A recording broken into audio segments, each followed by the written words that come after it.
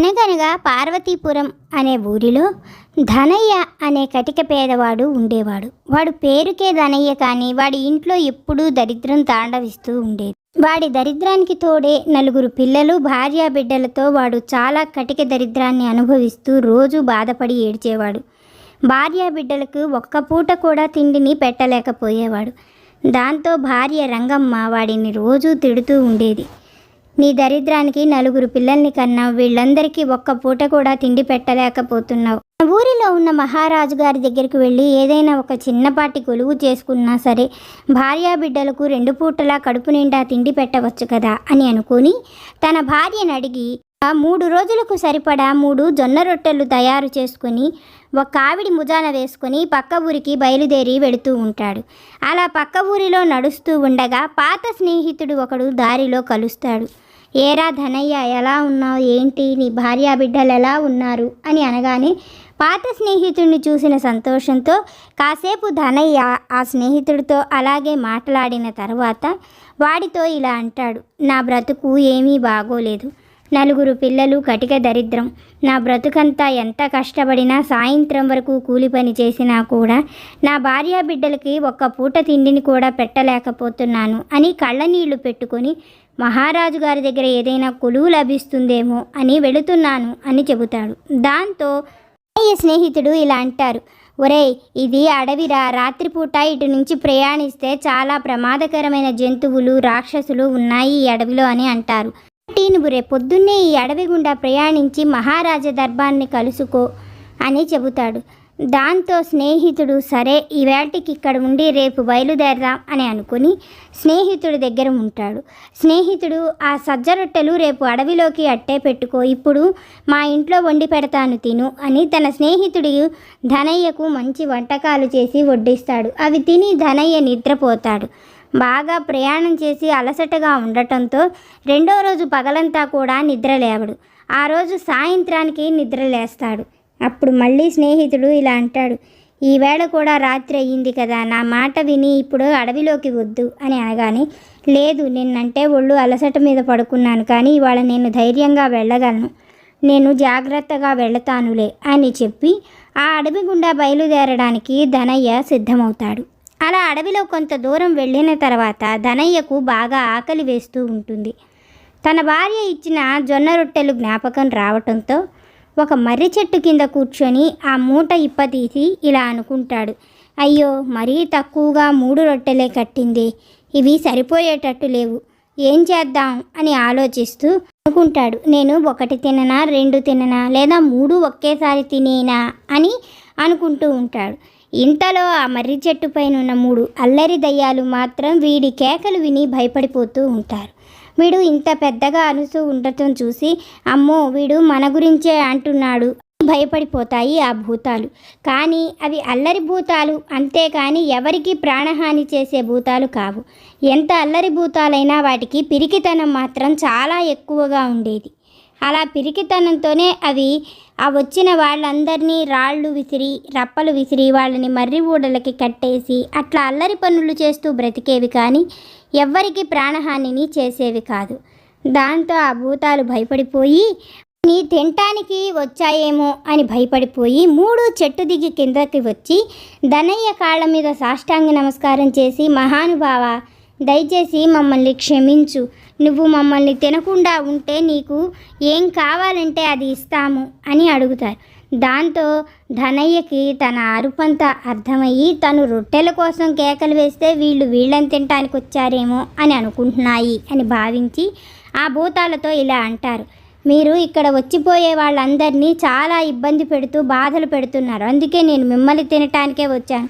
ముందు మీరు చెప్పండి, మీలో మొదటి వాడిని తిననా, చివరి వాడిని తిననా అని అడుగుతాడు. దానికి ఆ భూతాలు 3 ఏడుస్తూ గజగజ వణికిపోతూ, దయచేసి మమ్మల్ని క్షమించు, నీకు ఏది కావాలంటే అది ఇస్తాము, మేము ఇంకా ఎవ్వరితోనూ అల్లరి పనులు చేయము అని చెప్పటంతో లోపలే ధనయ్య నవ్వుకుంటూ, నాకు చాలా దరిద్రంలో ఉన్నాను, కాబట్టి నాకు మంచి ధనమిచ్చే వస్తువు ఏదైనా కావాలి అని అనటంతో మూడవ దయ్యం క్షణంలో మాయమై మళ్ళీ ధనయ్య ముందుకొచ్చి నిలబడి, ఇదిగో ఈ సంచి తీసుకో, ఈ సంచిలో చెయ్యి పెడితే నీకు రోజుకు 100 వరహాలు బంగారు నాణ్యాలు వస్తాయి. నీవు వాటితో ప్రతిరోజు సుఖంగా గడపచ్చు. నీవు ఎప్పుడు కావాలనుకుంటే అప్పుడు ఆ సంచిలో చెయ్యి పెట్టగానే డబ్బు వస్తుంది. నీ అవసరాలన్నీ తీరిపోతాయి. ఈ సంచిని తీసుకొని మమ్మల్ని వదిలేయ్ అని బతివిలాడటంతో ధనయ్య తెలివితేటలు ఫలించినందుకు ధనయ్య ఆనందపడుతూ అక్కడి నుంచి ఆ సంచిని తీసుకొని మళ్ళీ స్నేహితుడి ఇంటికి వస్తాడు. అలా దారిలో స్నేహితుడి ఇంటికి వచ్చినప్పుడు, ఏరా ఇంత తొందరగా పని అయిందా, రాజుగారి కొలువులో నీకు పని లభించిందా అని అనగానే, లేదు మిత్రమా, నీతో చాలా విషయాలు చెప్పాలి. స్నేహితుడిని పిలిచి తన స్నేహితుడు వడ్డించిన భోజనం మొత్తం తింటూ ఆ స్నేహితుడికి జరిగిందంతా చెబుతాడు. తను రొట్టెల కోసం మూట విప్పానని, అవి దయ్యాలు తమని తినటానికి అని భావించుకొని భయపడిపోయి తనకి సాష్టాంగ నమస్కారం చేశాయని, వాటితో తను నిజమైన ఉపాయాన్ని ఆలోచించి ఇలా అక్షయ సిద్ధి గల సంచిని పొందానని చెబుతాడు. నిజమా అని అనగానే, సరే ఇప్పుడే పరీక్షిద్దాం నీ ఎదురే అని ఆ స్నేహితుడి ఎదురే సంచిలో చెయ్యి పెట్టి, నాకు ఇప్పటికిప్పుడే 100 వరహాలు కావాలి అని అనటంతో 100 వరహాల మూట ధనయ్య చేతిలోనికి వస్తుంది. అది చూసి స్నేహితుడు చాలా ఆశ్చర్యపోయి, సరే మిత్రమా, ఇప్పటికే చాలా ఆలస్యమైంది, నువ్వు తిని పడుకో, తెల్లవారగానే మీ ఊరు వెళుదువు గాని అని చెప్పటంతో సరే మిత్రమా అని ఆ స్నేహితుడిని నమ్మి అక్కడే నిద్రపోతాడు ధనయ్య. స్నేహితుడు మాత్రం అలాంటి సంచిని ఇంకొక దాన్ని ధనయ్య పక్కన పెట్టేసి నిజమైన అక్షయ సిద్ధి గల సంచిని మాత్రం తను తీసుకొని వెళ్ళిపోయి తన ఇంట్లో దాచిపెట్టుకుంటాడు. తర్వాత తను నిద్రపోతాడు. అసలు ఏమీ జరగనట్టే తెల్లారి లేచిన తర్వాత తన స్నేహితుడికి ఆ సంచిని ఇచ్చి పంపించి వేస్తాడు. ధనయ్య భార్య దగ్గరకు వెళ్ళి మొత్తం జరిగిందంతా చెప్పి ఆ సంచిలో చెయ్యి పెట్టి ఎన్నిసార్లు 100 వరహాలు రావాలి అంటున్నా ఏమీ రావు. అందువలన ధనయ్య భార్య మళ్ళీ మొదటికొచ్చి వెళ్ళిన పనంతా వృధా చేసుకొని ఏదో పిచ్చి సంచి ఏరుకొని వచ్చి నన్ను ఇలా మభ్య పెడతావా. ధనయ్య భార్య ఊరికూరికినే ధనయ్య మీద అరుస్తూ ఉండటంతో ధనయ్య ఇలా అంటాడు, అవి నన్ను మోసం చేశాయి ఆ పిశాచాలు, నేను రేపు వాటి పని చెబుతాను అని అనుకొని మరొక 3 రొట్టెల్ని మూట కట్టుకొని మళ్ళీ 2వ రోజు తిరుగు ప్రయాణానికి బయలుదేరతాడు. అలా ప్రయాణానికి బయలుదేరి తను చేరుకునేటప్పటికి మళ్ళీ ఆ స్నేహితుడి ఇంటి దగ్గరికి వచ్చేసరికి పొద్దుపోతుంది. ఎటు తిరిగి స్నేహితుడి ఇంటి దగ్గరికి వచ్చాను కదా అనుకొని మళ్ళీ స్నేహితుడికి తన భార్య తిట్టిన విషయం అంతా చెప్పి మళ్ళీ ఏదో ఒకటి సాధించడానికి వెళుతున్నానని చెప్పటంతో ధనయ్యకు మంచి మంచి పిండి వంటలు పెడతాడు ఆ స్నేహితుడు. తర్వాత ధనయ్య పిండి వంటలన్నీ తిని అక్కడే అలసట తీర్చుకొని తర్వాత రోజు మళ్ళీ రాత్రిపూటే బయలుదేరతాడు ధనయ్య అడవిలోనికి. అలా వెళ్ళిన తర్వాత మళ్ళీ ఆ మర్రి చెట్టు దగ్గరకు వెళ్ళగానే పిశాచాలు ఎప్పట్లాగానే తమ అల్లరిని ప్రారంభించాలనుకొని కానీ ధనయ్యకి ఇచ్చిన మాట కోసం ఆ చెట్టు మీదే వేలాడుతూ ఉంటాయి. కానీ ధనయ్య మాత్రం తెలివిగా మళ్ళీ అక్కడ కూర్చొని మూట ఇప్పతీసి జొన్న రొట్టెలు కావాలనే లెక్క పెడుతూ 1, 2, 3 ఒక్కసారే 3 తిందునా ఒక్కొక్కటిగా తిందునా అని అనుకుంటూ అలాగే 3టిని పట్టుకొని ఒక్కసారే మింగేస్తాను అని అనుకుంటాడు. ఇంతలో అమ్మో ఈ మాంత్రికుడు మళ్ళీ వచ్చాడే అని దయ్యాలు భయపడిపోయి కిందకు దిగి వచ్చి, మొన్న నీవు అడిగిన సహాయం చేశాము, కోరికను తీర్చాం కదా, ఎందుకు నువ్వు మమ్మల్ని తినాలనుకుంటున్నావు, దయచేసి మమ్మల్ని క్షమించు, మేము ఏ తప్పు చెయ్యలేదు అని మళ్ళీ ఆ ధనయ్య కాళ్ళ మీద ఆ పిశాచాలు 3 పడి అడుగుతూ బతిమిలాడుతూ ఉంటాయి. ధనయ్య లోపల నవ్వుకుంటూ, ఎందుకైంది, నాకు మోసం సంచి ఇచ్చారు, అది నేను ఇంటికి వెళ్ళిన తర్వాత ఒక్క నాణ్యం కూడా రాలేదు, ఆ సంచితో నన్ను మోసం చేశారు మీరు, కాబట్టి నేను మిమ్మల్ని ఖచ్చితంగా చంపేస్తాను అని వాళ్ళని బెదిరిస్తూ ఉండటంతో 2వ దయ్యం అక్కడికక్కడే మాయమయ్యి చేతిలో ఒక బంగారు పళ్ళెంతో ప్రత్యక్షమవుతుంది క్షణాల్లో. తర్వాత ధనయ్యకు ఇలా చెబుతుంది, ఈ పళ్ళెంలో ఆడవారు ఎవరు చెయ్యి పెట్టినా సరే వాళ్ళు అడిగినంత బంగారం వస్తుంది, దీన్ని నీ భార్యకి ఇవ్వు, తను చాలా సంతోషిస్తుంది, దయచేసి మమ్మల్ని వదిలేయ్ అని. అక్కడి నుంచి మళ్ళీ 3 పిశాచాలు వెళ్ళి చెట్టెక్కుతాయి. ధనయ్య చాలా సంతోషంగా ఆ పెద్ద పళ్ళాన్ని ఒక సంచిలో పెట్టుకొని మళ్ళీ తిరుగు ప్రయాణం చేస్తూ తన స్నేహితుడి వద్దకు వచ్చి ఈ సంతోషాన్ని పంచుకోవాలి అని అనుకొని జరిగింది మొత్తం తన స్నేహితుడికి చెబుతాడు. స్నేహితుడు మంచి ఆలోచనే అని అనుకొని రారా భోజనం చేద్దువు గాని అని పిలిచి ధనయ్యని కూర్చోబెట్టి మంచి రుచికరమైన భోజనం పెడతాడు. దాంతో ధనయ్య అలసిపోయి ఉండటంతో అంత రుచికరమైన భోజనం తినగానే ధనయ్యకు చాలా గాఢమైన నిద్ర పడుతుంది. ధనయ్య అలా నిద్రపోగానే అక్కడి నుంచి ధనయ్య స్నేహితుడు తన భార్యను పిలిచి ఆ పళ్ళాన్ని తీసుకొని అందులో చెయ్యి పెట్టమంటాడు. అలా స్నేహితుడి భార్య ఆ పళ్ళెంలో చెయ్యి పెట్టగానే మంచి అందమైన బంగారు గాజులు బయటకు వస్తాయి. దాంతో వాళ్ళిద్దరూ ఇది నిజమైన అక్షయ పాత్రే అని తెలుసుకొని అక్షయ పాత్రను దొంగిలించి అలాంటి బంగారు కంచమే మళ్ళీ ధనయ్య సంచిలో పెట్టేసేసి తెల్లారగానే ఏమీ జరగనట్టే ఉంటారు. ధనయ్య ఆ పళ్ళాన్ని తీసుకుని వెళ్ళి భార్యకి ఇవ్వగానే భార్య అందులో చెయ్యి పెట్టినా ఏమీ రాదు.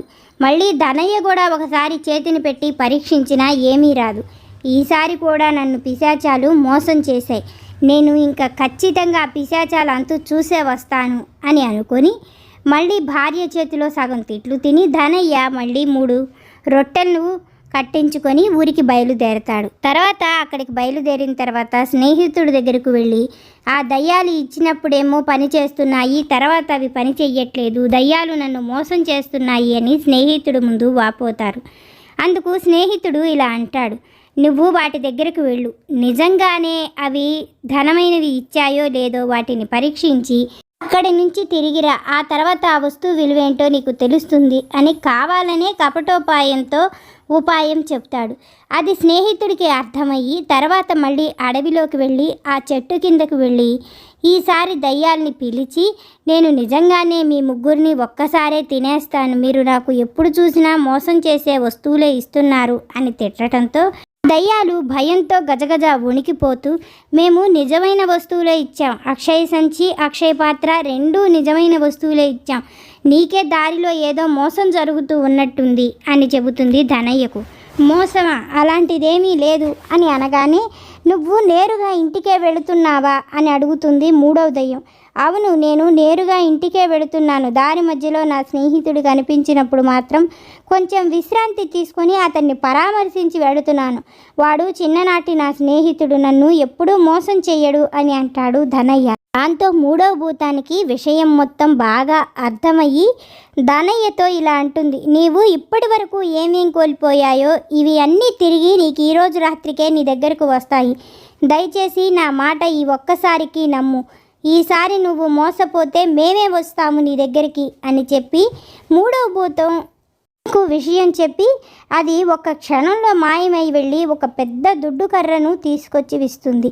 ఈ దుడ్డు కర్ర నీ మాట తప్పితే ఇంకా ఎవ్వరి మాట వినదు, నువ్వు ఏ పని చెబితే ఆ పనిని చేస్తుంది, దయచేసి దీన్ని నువ్వు తీసుకొని వెళ్ళు, ఇది నీ చెయ్యి పడితే మాత్రమే పని చేస్తుంది, నా మాట నమ్ము అని చెప్పి ఆ దుడ్డు కర్రను ధనయ్యకిచ్చేసి 3 భూతాలు వెళ్ళిపోతాయి. తర్వాత జరిగింది మొత్తం ధనయ్య తలుచుకుంటూ నిజంగానే నా స్నేహితుడు మోసం చెయ్యడు, నేనే ఏదో పొరపాటు పడ్డానులే అని అనుకొని ఆ దుడ్డు కర్రను తీసుకొని మళ్ళీ తిరుగు ప్రయాణం చేసి స్నేహితుడి ఇంటికి వస్తాడు. అలా వచ్చిన కాసేపటికి దుడ్డు కర్ర విషయం చెప్పి స్నేహితుడి దగ్గరే భోజనం చేసి ధనయ్య నిద్రపోతాడు. స్నేహితుడు ఎప్పటిలాగానే దుడ్డు కర్రని కొట్టేయాలి అన్న ఆలోచనతో ధనయ్య ఎప్పుడు నిద్రపోతాడా అని చూస్తూ ఉంటాడు. ధనయ్య పడుకున్న కాసేపటికి ఆ దుడ్డు కర్రను వెళ్ళి ముట్టుకుంటాడు ధనయ్య స్నేహితుడు. దాంతో ఆ దుడ్డు కర్రకు విపరీతమైన కోపం వచ్చి ధనయ్య స్నేహితుడిని కుక్కను బాదినట్టు బాది కింద పడేసి ఉతుకుతూ ఉంటుంది. దాంతో ధనయ్య స్నేహితుడు వాయ్యో వామ్మో లబో దిబోమంటూ కేకలు పెడుతూ ఏడుస్తూ ఉంటాడు. ఆ కేకలకు ధనయ్యకు మెలకువ వచ్చి వెళ్ళి చూడగానే స్నేహితుడిని ఆ దుడ్డు కర్ర విపరీతంగా కొడుతూ ఉంటుంది. దాంతో స్నేహితుడు జరిగిన మోసం మొత్తం ధనయ్యకు చెప్పి ఇంతకు ముందు పోయిన అక్షయ సంచి బంగారు అక్షయ పాత్ర కూడా స్నేహితుడికిచ్చి తనను క్షమించమని వేడుకుంటాడు. ప్రాణ స్నేహితుడని నమ్మినందుకు ఇంతగా మోసం చేసినందుకు ధనయ్యకు విపరీతమైన కోపం వస్తుంది. కానీ తను చేయవలసిన పనిని తన దుడ్డు కర్రే చేసి స్నేహితుడిని శిక్షించినందుకు ఆ దుడ్డు కర్రకు కృతజ్ఞతలు చెప్పి ఇంకా ఆగు అని అంటాడు. అప్పటి వరకు స్నేహితుడిని బాదుతూనే ఉంటుంది ఆ దుడ్డు కర్ర. తర్వాత తను ఆ దుడ్డు కర్రను అక్షయ పాత్రను బంగారు పాత్రను రెండింటినీ తీసుకొని ఊరికి బయలుదేరి వెళ్ళి తన భార్యకు జరిగిన సంగతంతా చెబుతాడు. ఆ రోజు నుంచి ఎవ్వరినీ నమ్మకుండా ధనయ్య చాలా జాగ్రత్తగా ఉంటూ తన భార్య బిడ్డల్ని పోషించుకుంటూ అల్లరి భూతాలు ఇచ్చిన వస్తువులకు ఆ భూతాలకు మనస్సులోనే కృతజ్ఞతలు తెలుపుకుంటాడు. తర్వాత నుంచి ధనయ్య ఎప్పుడూ ధనానికి లోటు పడకుండా భార్యాబిడ్డలతో చాలా సంతోషకరమైన ధనవంతమైన జీవితాన్ని గడుపుతాడు.